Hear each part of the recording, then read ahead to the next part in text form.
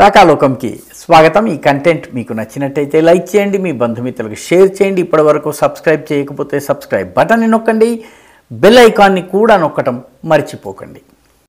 మీకు ఈరోజు కేరళలో కమ్యూనిస్టులు మేము మా యొక్క విదేశ వ్యవహారాల సెక్రటరీని ఏర్పాటు చేసుకుంటామని చెప్పేసి విదేశ వ్యవహారాలు సెంట్రల్ గవర్నమెంట్ కి సంబంధించి కేరళలో ఉన్నటువంటి కమ్యూనిస్టు పార్టీలు ఇంత మటుకు మజ్లిస్ ఇత్తహాదుల్ ముస్లిమీన్ కూడా చేయనటువంటి ఇండియన్ యూనియన్ ముస్లిం లీగ్ కూడా చేయనటువంటి పనిని చేసి ఒక సొంత విదేశ వ్యవహారాల కార్యదర్శిని అపాయింట్ చేస్తారు ప్రభుత్వానికి, రాష్ట్ర ప్రభుత్వానికి.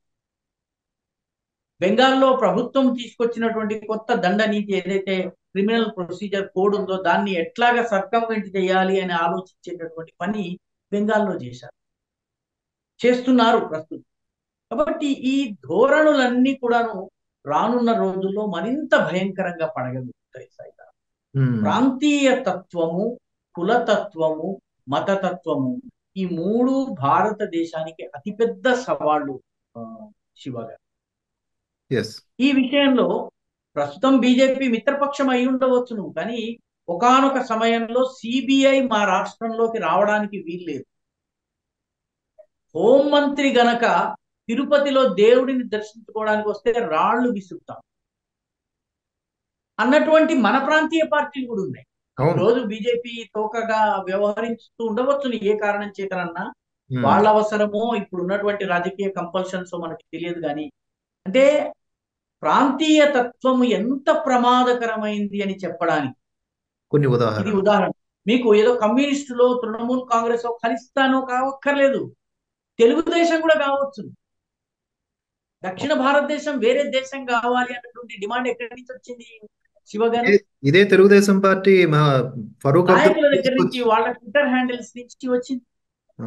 కాబట్టి అవకాశము లభిస్తే ప్రతి ప్రాంతీయ పార్టీ ఒక విచ్ఛిన్నవాద పార్టీ కాగలదు. ఈ విషయంలో మనకి సందేహం ఉండకూడదు.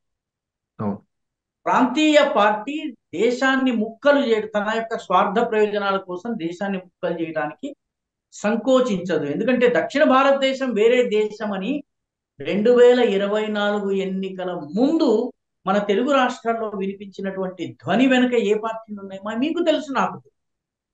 కాబట్టి ప్రాంతీయ తత్వము, అది ఖలిస్తాన్ కావచ్చును, తృణమూల్ కాంగ్రెస్ కావచ్చును, కమ్యూనిస్ట్ కావచ్చును, ఇంకొకటి కశ్మీర్లో మహబూబా ముఫ్తీ పార్టీ కావచ్చును, ఇంకోటి కావచ్చును, మన దగ్గర ఉన్నటువంటి తెలుగుదేశం బీఆర్ఎస్ కావచ్చు. ప్రాంతీయ తత్వము దేశానికి అతిపెద్ద సమస్య. ఈ విషయంలో మనకి సందేహం ఉండదు.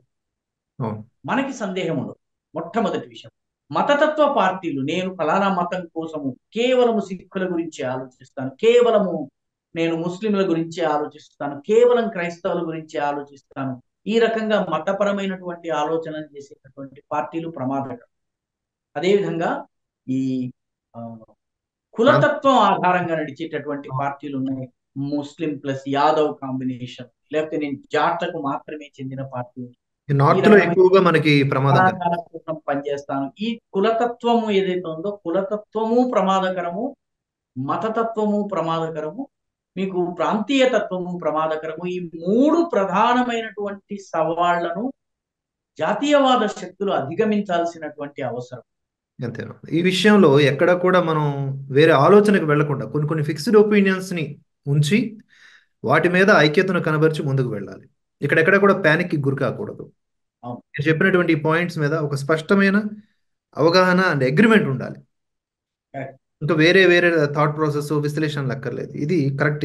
ఇది రెడ్ లైన్ లో అండర్లైన్ చేసుకోవాల్సిందే. Yes sir. అండ్ ఇది చాలా కీలకమైనవి. ఇవే ప్రధాన శత్రువులు మన దేశంలో మనకి.